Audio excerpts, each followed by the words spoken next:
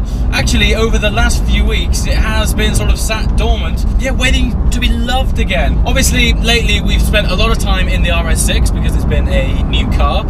We've collected it, had the PPF applied, and also had the first drive video in the RS6, and then I went away to Italy for a week. If you haven't seen those videos yet, be sure to go back. I actually got to go drifting with Felipe Massa. Throttle!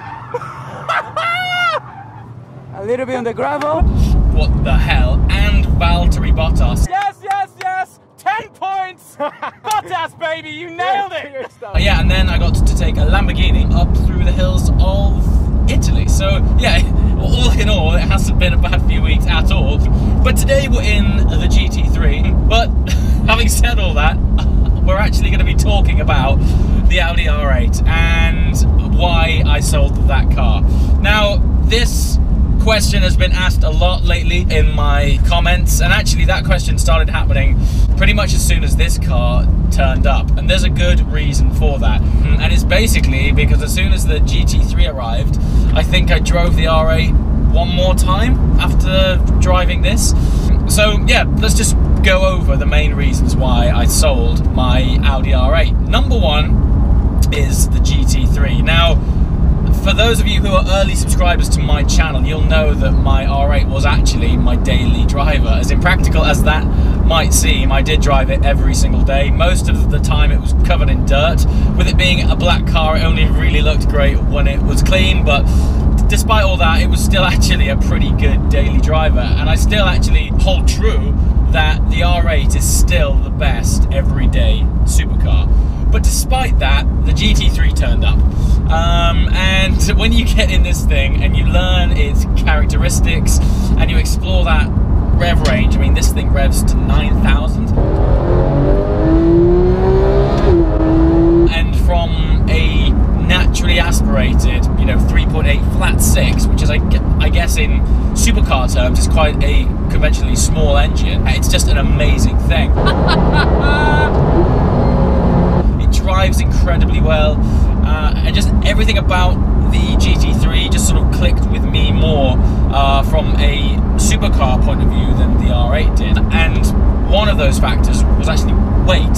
When you start playing with the GT3 and then you jump it in an R8 back to back, the weight characteristics difference is night and day. One of the craziest things is just how heavy the engine bay is. The engine cover just felt like a slab of iron. It was so heavy when you lifted it up that it just highlighted to me that actually, while that car was an incredibly fast, capable car, it was probably a bit more suited to sort of grand touring, actually, longer journeys, where the sort of dynamics of the car didn't come into play quite as much as the GT3. And also, practicality. This car has more space. It has loads of space behind the seats, despite the fact that I've packed it full of roll cage, and the boot in the front of the GT3 has easily twice more space than in the R8. And so, as a daily proposition for what I wanted, combining those two things with the way that this thing performs, I was just ultimately getting more enjoyment out of the GT3 than I was the R8. That's not to take anything away from the R8 at all. It was absolutely phenomenal, and it was a better car in the wet, which you'll know if you watch my videos. It's raining pretty much every time I turn on the camera, although so far so good. Yeah, so one reason why the R8 was sold was because it was ultimately replaced with a car that is the GT3 that was more suitable to my lifestyle. The other reason is, and I'll film that segment when I get out of a traffic jam, because there's just something about when you're talking in a car and it isn't moving, it's just not as interesting. So, okay, we're through the traffic lights. I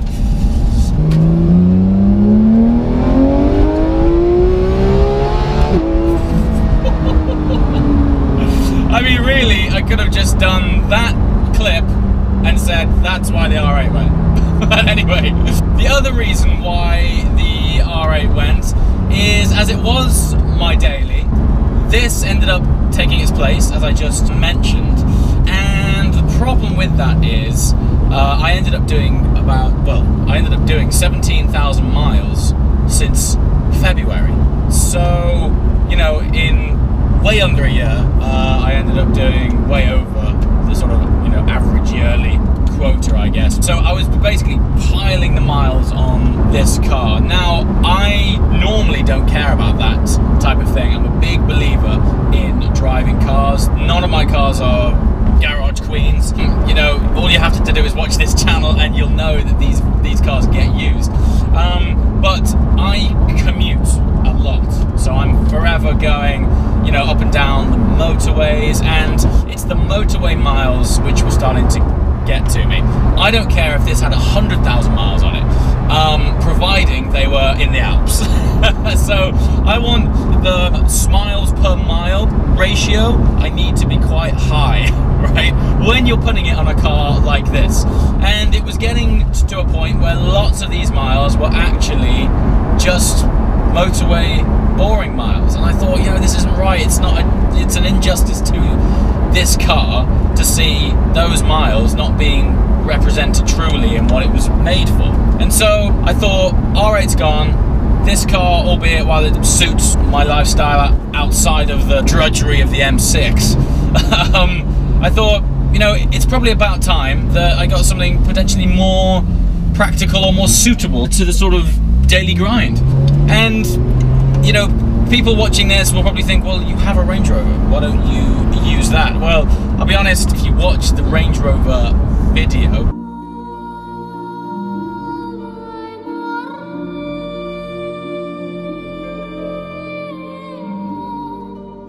I say in that the reason that I don't use that car too often is that even as a daily driver, I do like something that is a little bit more dynamic. I want it to still be an exciting, fast, positive drive, but I don't want to have to compromise on the practicality. And so a few cars fit that profile. For me, it's the RS6, the Ferrari FF, and potentially the Range Rover SVR, okay, because that's the fast one. Now, the FF would have been a fantastic choice, but when you look at that car, it's actually not as practical as you might think. First of all, it doesn't have 4 doors, so I don't class that as a truly practical car. It's got 4 seats, but you have to push the seats forward and wait for half an hour while it goes and pushes forward. And then anyone who actually wants to get in the back can't gracefully get in the back. You have to sort of squash yourself through between seat and beep pillar to try and get in the back. And then when you're in the back, there isn't actually that much space. And the boot, don't get me wrong, it's there, but it's not a boot, it's more of a hatchback. So while the FF is, of course, you know, the more practical of the Ferraris, for what I needed, throwing loads of stuff in the back and, you know, carrying multiple people around. I mean, my girlfriend, her side of the family is colossal. There's like 8 kids, and every now and again we, you know, pick them up and take them out and go on family trips and stuff. And FF just wouldn't have lent itself to it quite as well. And the Range Rover SVR, well, I already got a Range Rover, and I just don't think it's different enough. So for me, in my personal slot, it was the RS6 which resonated most with what I needed.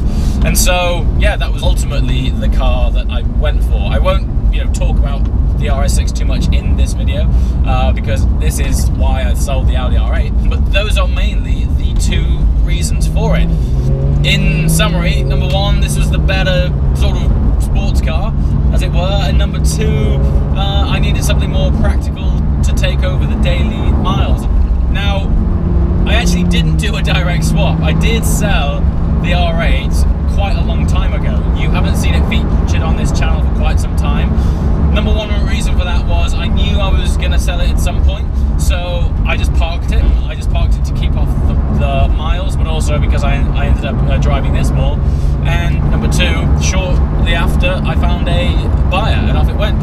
So yeah, R8, you have been fantastic. I wouldn't mind spending some time in the new R8, because from the short amount of time that I spent in that, it's very, very good. But yeah, ultimately, I'm still super happy with the GT3 as the more daily sports car, but for the mile crunching and practicality aspect, the RS6 has swooped in and taken its place. So, there you have it. 2 condensed reasons as to why the Audi R8's gone. You've been a wonderful car, but it was just time to move on. That was a quick summary video for you guys and the people asking the questions. To summarize it one more time, I'll see you later. Ciao!